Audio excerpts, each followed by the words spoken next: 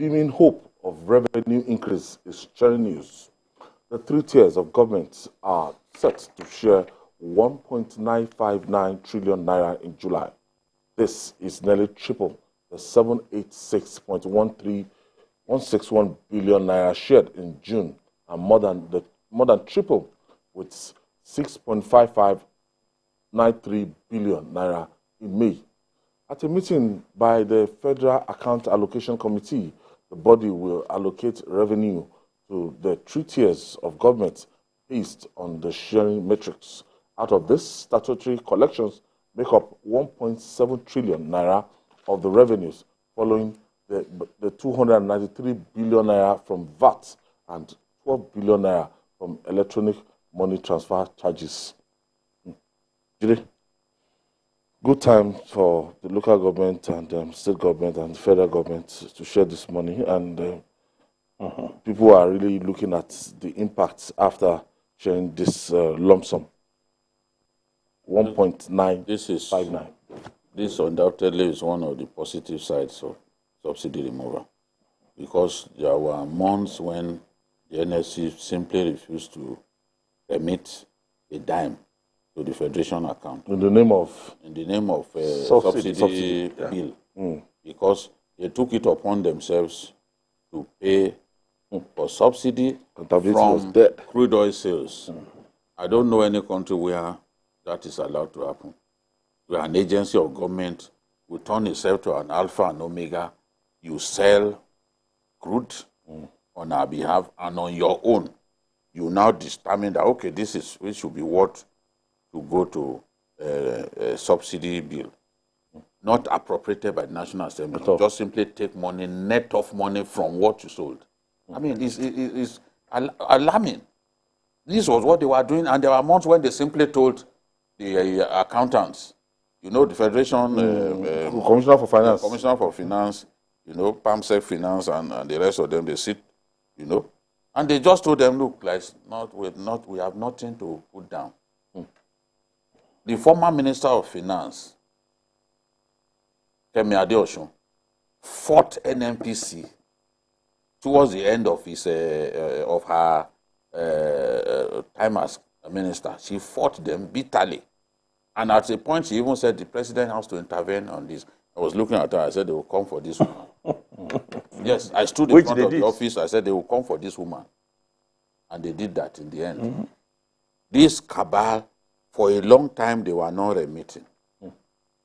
Now, subsidy is gone. About 400 billion saved from subsidy the other month. Now, you can see that it has helped, because when you talk about statutory collections, it's part of NNPC crude oil sales, is part of statutory collections. Federal Inland Revenue Service, Customs, even Corporate Affairs Commission, even JAM now. All of those revenue generating agencies, what they generate goes into that pot. And the law says funds put inside that federation account should be shared between the three tiers of government. Now, the removal of subsidy has shut up what the states were sharing. The truth is, when there were times when the states did not have more than even 300 and something billion to share. Across. And states found it difficult to pay salaries. Anytime we do not have more than 600 billion to share, it will be difficult for some states to pay salaries. So now, states have much more money. In fact, the governors will be very happy now. The unfortunate thing is that a lot of those governors have not got any clue, no plan for the people. So you'll be wondering now if they have more money. Windfall. What are they going to do with it? Because the pressure is on the federal government. Yes. Not knowing that these people will collect part of the money. That is why I said that whatever the federal government is doing, it must cascade to the states. Yes. And every state should come up, as well, you should call a meeting. Every state should come up with their own palliative measures. Yeah. If we are distributing, they've said that they are going to distribute grains to 50 million farmers. states must be directly involved. Now they are, and on their own, they should do their own palliative. Because on their own, they can import buses and make sure that those buses, look at a state like Rivers. Rivers will import those buses. They can import dozens and dozens of buses. They will not even fill it. A state that can undertake 195 billion naira road contract. And paid 150 billion upfront. So they can do on their own. They can do a lot. So it's good news for these states, but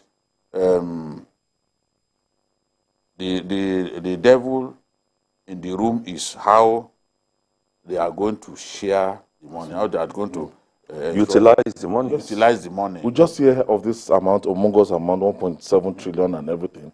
And at the end of the day, next month, they are back to the FAAC meeting, back to collect another one. And people must hold the state and local government to account. Yes, the time has come for that. One of my worries was governments that are not even allowing local governments to have because of the joint account. Yes, I don't know one of my fears was what they will deal with you. Yes, was what BKO raised.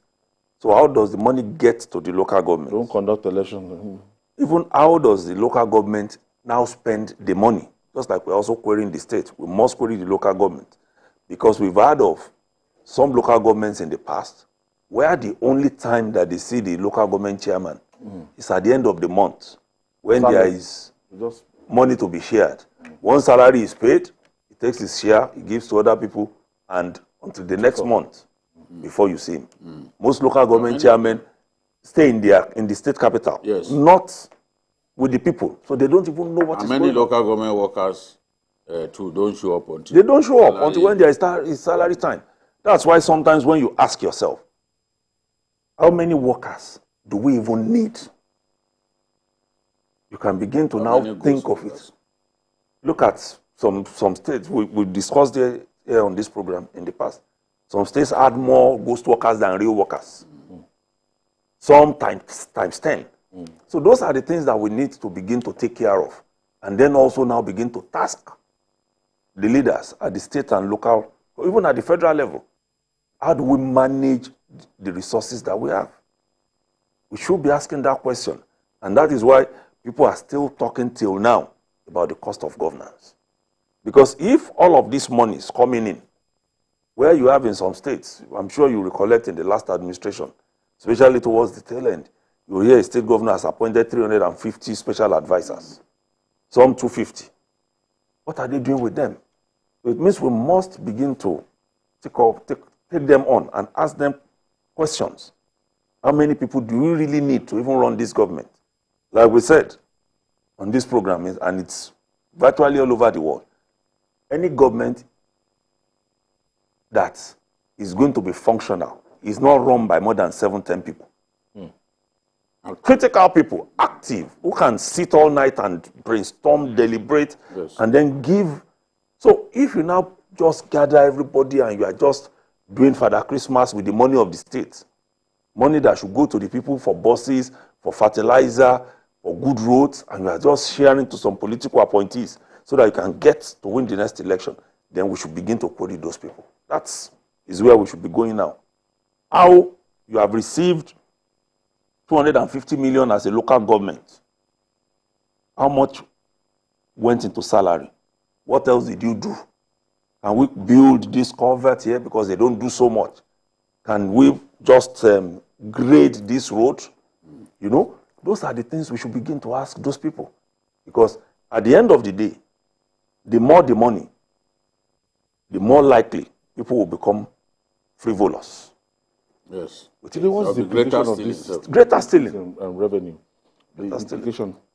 The implication is government will find more money for infrastructure and to execute its plans. And then, hopefully, if they won't need to take as much loans as they used to take. Because I'm waiting to see how much will go to Rivers State, for example, or Akwa Ibom State, all those heavy hitters, those oil producing, or even Kano.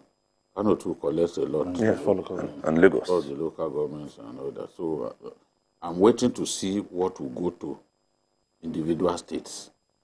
And you can imagine the excitement and the fact that they'll be able to do a lot more than they were doing before. Because if they were collecting, in April they got 655 million, March 714, February 722, then January 750.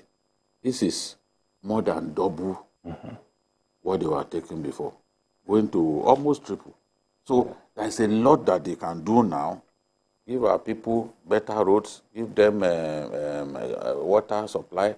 You know, a lot of those things that our people clamor for. There will be greater funds in the hands of governors now to solve problems.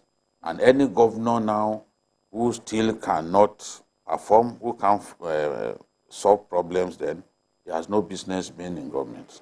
And I also think that, like it happened in the past, government should allow easier access to what each state receives. You know, in the past, it used to be in the media. It used to be in the media freely.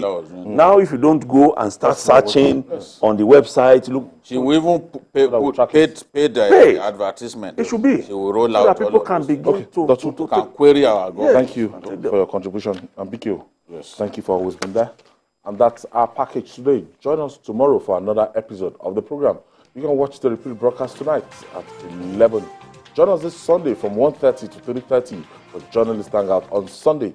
We're on YouTube, youtube.com/TVC News Nigeria. I'm Ayodele Osuba. See you tomorrow, and God bless Nigeria.